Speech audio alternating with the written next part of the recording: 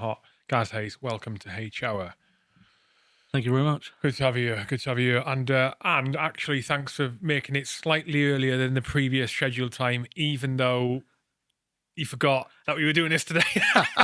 To be fair, normally I will. This is the day before. I will reach out and go, "Are we still all right for guests? Are we still all right for tomorrow?" This morning, I hadn't done it, and I thought this morning I went to look for your number. It's like not my phone. I was like, where were we speaking? We had a call. And I was linked, where did he contact me? LinkedIn. I was looking at signal messages, text messages, couldn't find you anywhere.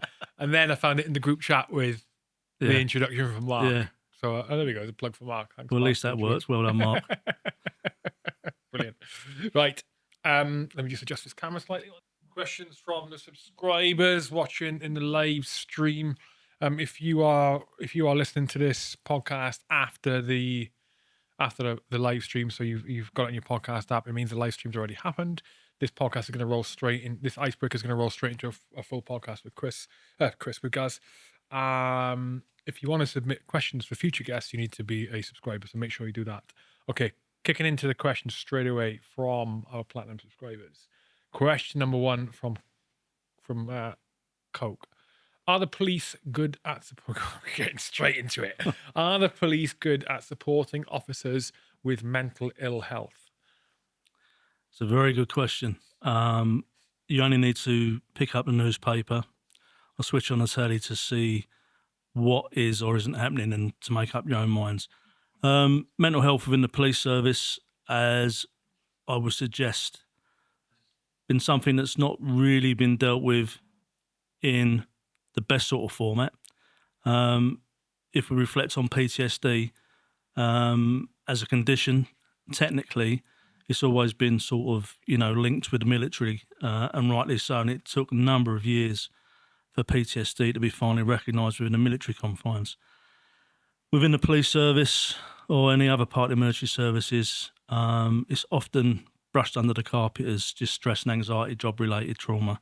But when you are open to repeated trauma day after day, PTSD does become a major factor in your working environment. It takes a brave officer to step up to the mark and say, I'm struggling, and I need to find an appropriate route to go down to get the help that I think that I need. So there are some areas within policing that are much better than others, but I would suggest generally policing really needs to up their game, and that's not to the detriment of the cops, who do an amazing job day in, day out. They're going to work not knowing what's going to confront them. And, if I was to suggest that in a normal lifetime, the statistics would suggest that you would experience between 6 to 8 traumas in your normal life. However, if you're part of the emergency services, you will experience between 600 to 800 traumas. That's just a very loose estimate. It's not an actual figure. It's probably a lot more than that. And because our emergency service workers are so special, they get the 6 to 8 from Civvy Street as well. So that's a hell of a lot of trauma for someone to deal with. And there should be somewhere that you can go to in confidence and with absolute trust to talk to someone to say that, you can't deal with another fatality or whatever. So there's a lot of work to be done. There's a lot of recognition to be done around police mental health and wellbeing. So there's room for improvement, I would suggest. Good answer.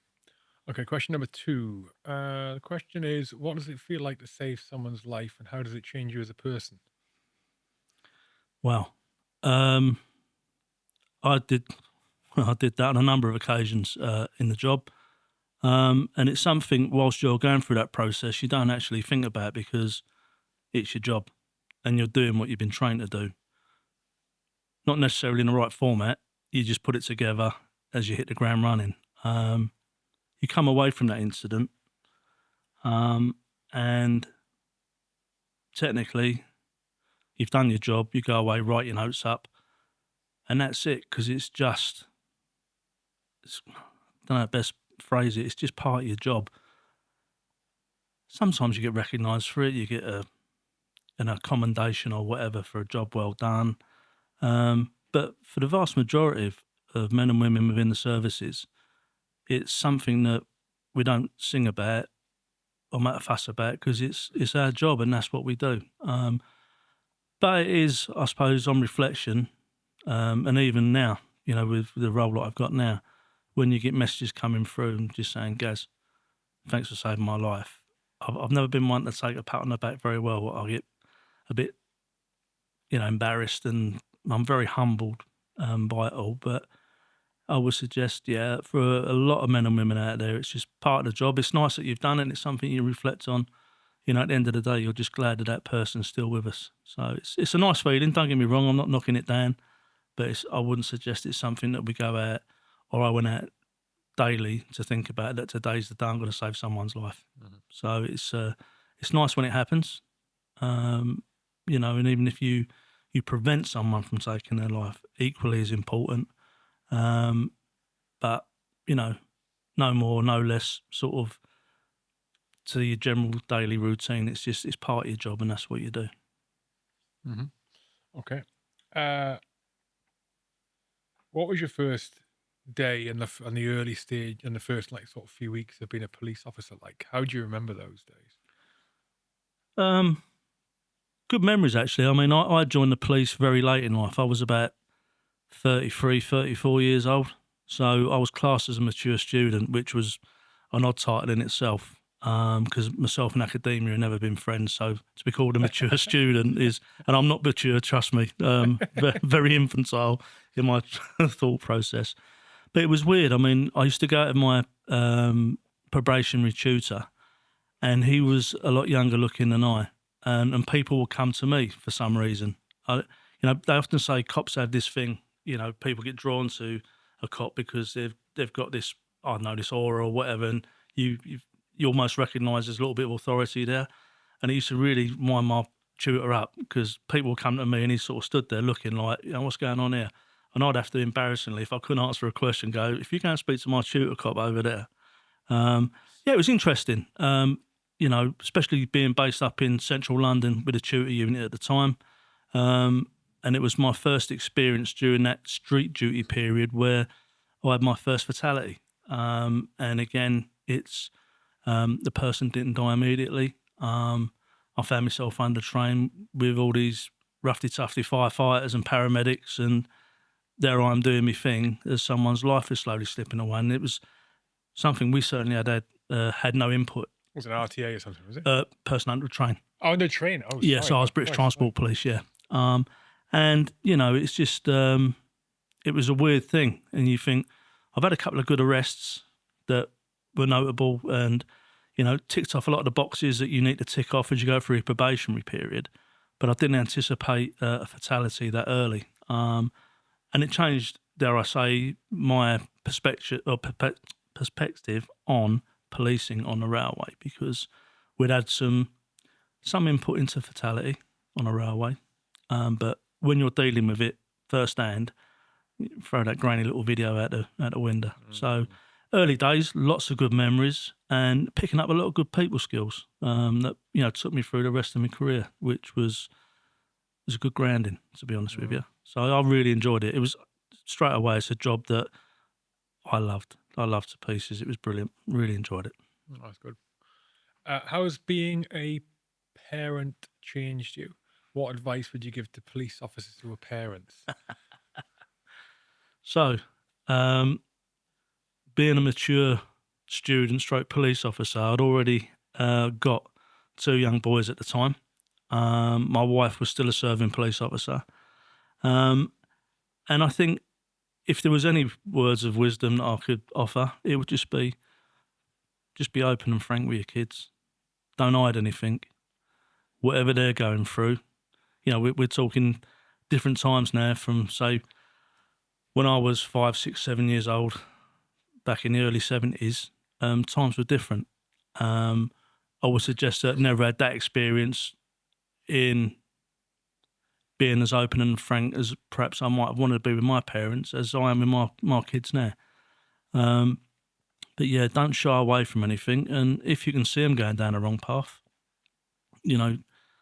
just try and pull them back a little bit. And if you've got to throw a story into it to tell them that you've dealt with something similar and this could be the possible consequences, in my humble opinion, let them know, because young kids now seem to have no fear of policing and the ramifications from doing something stupid, no matter how petty or minor, it could potentially ruin their careers, their lives with a criminal record for something that could have been easily avoided. So, yeah, my boys, I've got 3 boys. One soon to be 26, 27. Can't remember now. God blimey, I'm getting old. One's just turned 25, and my youngest lad will be 20 in a couple of months' time. So we're all good mates, and we can talk about absolutely anything from girlfriends to careers to them being musicians and the paths that they want to take and whatever. So yeah, there's no holds barred in our family, and I just encourage people to be open with each other and be honest. Don't hide anything. That is great advice. Sorry, I'm just writing some notes there for stuff I want to talk to you about on the podcast as you're talking. Okay, how has your previous experience changed how you experience public events? For example, going to a football match with family and friends now, Blimey. compared to what you experienced when you were a copper. So going to these big major events, whether they be protests in London or football or any other sort of related matter where huge members of the general public are going to be. Again, it was just a policing job, and our role was just to ensure the safety of people using the rail infrastructure to get from A to B. And obviously, when they're at the venue, to be safe and to look out for everyone. Because of certain things that I dealt with in the police, especially around the football side of life with the hooligans, that really changed my perspective. I used to go to football quite a regular thing when I was a young kid, and I would suggest never really saw that side of it, the violent side of it.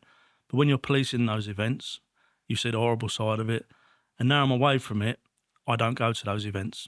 I feel somewhat intimidated by it because of the spontaneity of the way crowds go, especially blokes who've had a few beers who can't hold their beer. Going to concerts with a family, we all love our music. However, I do struggle to get from A to B on the public services. I'll always try and drive. It's security for me. In the big arenas, sadly we had the big Manchester thing a couple of years ago, and that always triggers me a little bit.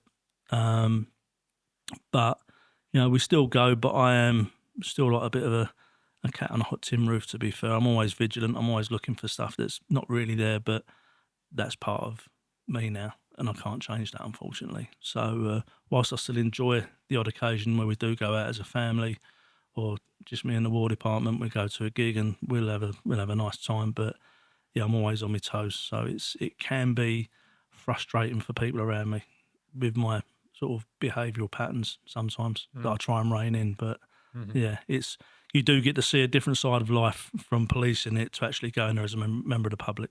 So, and if we do go, I just try and get out of the venue as quick as possible, whether it be to the car park to get my car or to use public transport to get away.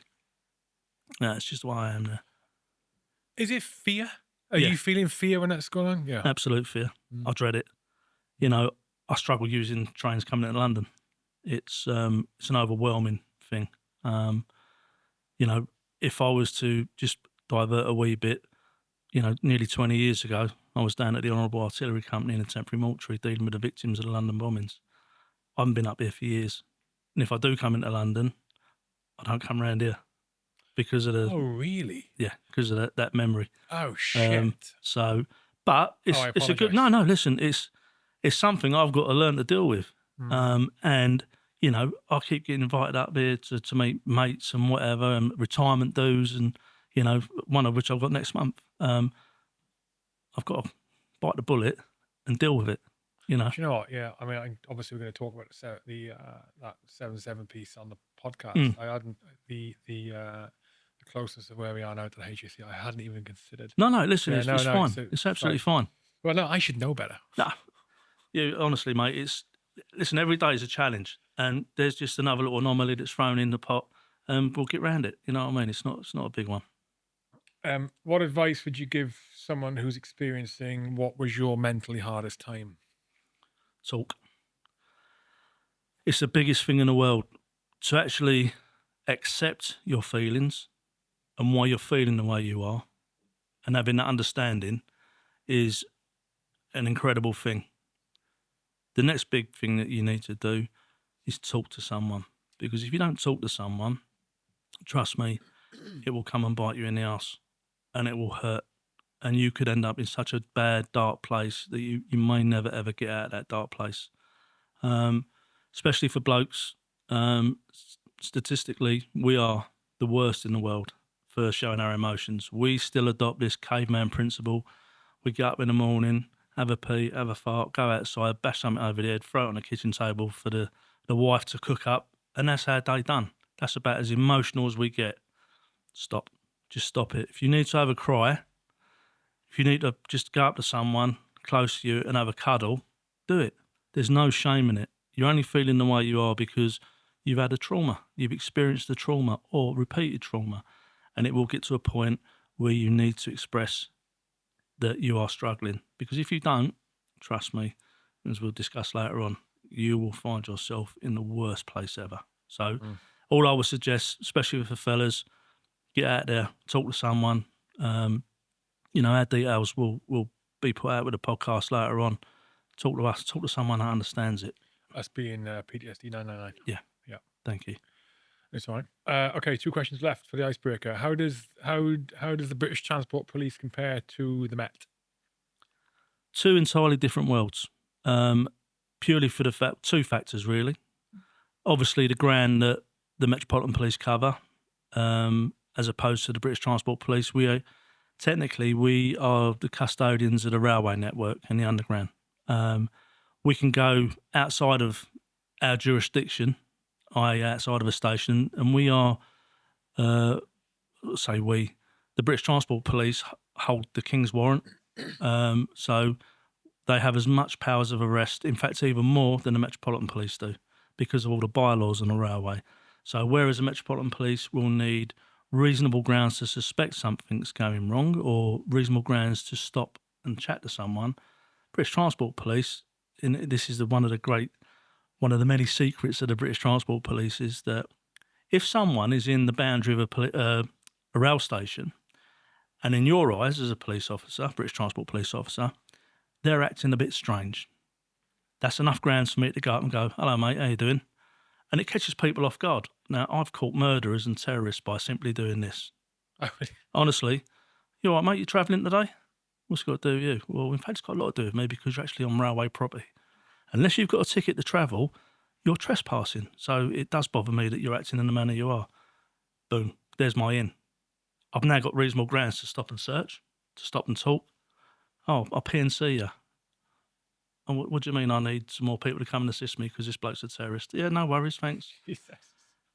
That's how it happens. I've caught 3 terrorists like that, active terrorists that were under surveillance at that time. But so you knew they were? No. You just happened to go. I was just watching their body language and the way they were behaving outside, whether it was stations out there where I live or in London. And to me, their behaviour was completely, that's just strange. Because you know that old adage, if it looks wrong, it is wrong. And people go, good copper's nose. No, it's not. It's just watching people and understanding people, So they're committing offences, a number of offences there straight away that I can deal with. And if they're insistent they're going to travel but no means to pay for a ticket or a ticket of travel, well, there's a simple fare evasion job. And you can get arrested for that. There is like loads of little bylaws that are amazing. So in that respect, whilst we all hold the King's power to stop and arrest and take people's liberties away from, if you will, I would suggest the British Transport Police are the best kept secret in policing. We do a lot of close work with all the forces. I used to, no longer part of the BTP now. But yeah, it used to be quite entertaining watching some of the Met cops go, what you're doing now? You're like, bylaws. And they're like that. That's all they needed was a bylaw to get them their hands in pockets, whereas we didn't. You know, we caught a set of armed blaggers going to rob a post office who didn't have a bloody ticket to travel. We watched them bump through the gate. We're in plain clothes. All right, you going to pay for your ticket or what? And this one of the blokes who we nicked, he made the funniest line ever. He said, we was just going to go make a small withdrawal from the post office. And in the holdall was a shotgun. They were going there to rob Yeah, it. they were going to rob it there and then. You know, it's like shit you couldn't make up. But it was like, you know, had we not been there in plain clothes, you know, I would suggest if they're seeing uniform officers in the main booking hall area of the station, they would have turned around and gone back on the platform and rethought their processes. But there we are, plain clothes. You never know where we are, where we're going to be, what we're doing. Right time, right place. And 2 armed blaggers. Great job. Crazy. Right, I'm going to keep the last question of the icebreaker. I'll keep it until the end of the podcast. Probably Okay. we hit the 20-minute mark there. So, live stream, we're going to pause for about 5 minutes. If you are listening to this or watching this after the fact, so you're not watching a live stream, you're listening to this in your podcast app, is going to roll straight into the full podcast with Gaz. So just let it flick over to the next episode. Of course, it'll be worth it.